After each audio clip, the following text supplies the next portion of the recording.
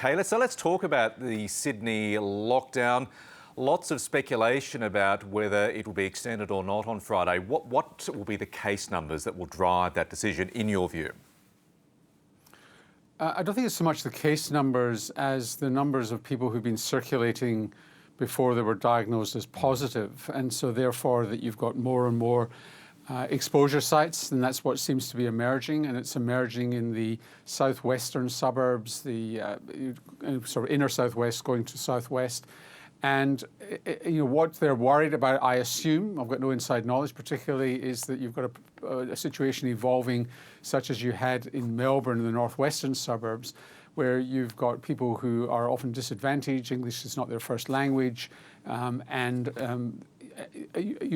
are pressed to work and had to get out, and there's a lot of pain in those suburbs. So it's going to be, are people in isolation already when they get infected? Have they pinned down all the contacts? And it was hopeful on Sunday, but yesterday it got there were significant numbers circulating in the community.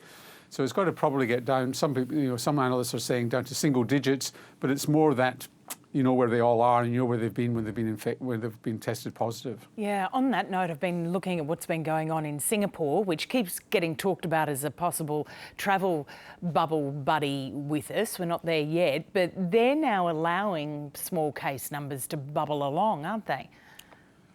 In the last week, I did this for 7:30 last night, and Singapore in the last week has changed its policy. And it's changed its policy, it has to be said, on the basis of about 60% of Singaporeans have had one dose, and about, I'm trying to remember now, maybe 39% have had 2 doses. And they had an outbreak a few weeks ago, which really put them not quite into lockdown, but really into serious restrictions. A bit like Sydney. Sydney's not really in full lockdown. And cases are coming under control, but they've got about 20-odd clusters, and they're lifting restrictions. And what they found is that people who are vaccinated, no hospitalizations at all. People who are partially vaccinated, some hospitalizations, 1 or 2 in ICU. But the deaths have been in unvaccinated people. And so they feel that now they're moving towards a position where even if it broke out in small numbers, they would be under control. But they're not doing what Britain is doing. Mask wearing is still compulsory. They still have restrictions on social distancing, and they have contact tracing. So they're not giving up the ghost by any means whatsoever.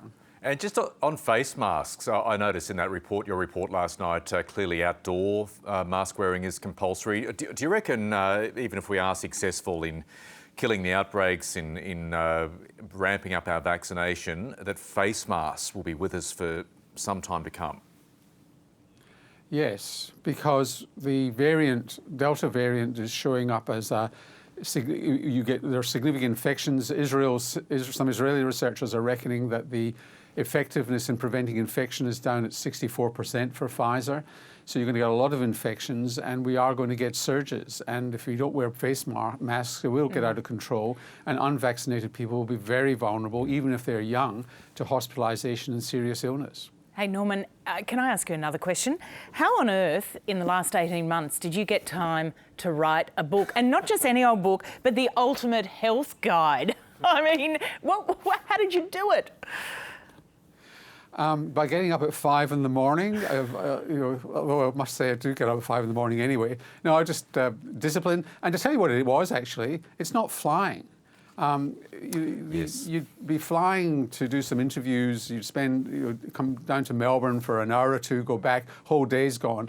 And not flying, even though you're incredibly busy, it opened up some time during the day. But mostly that time was 5 in the morning, which is usually the time you're driving to the airport.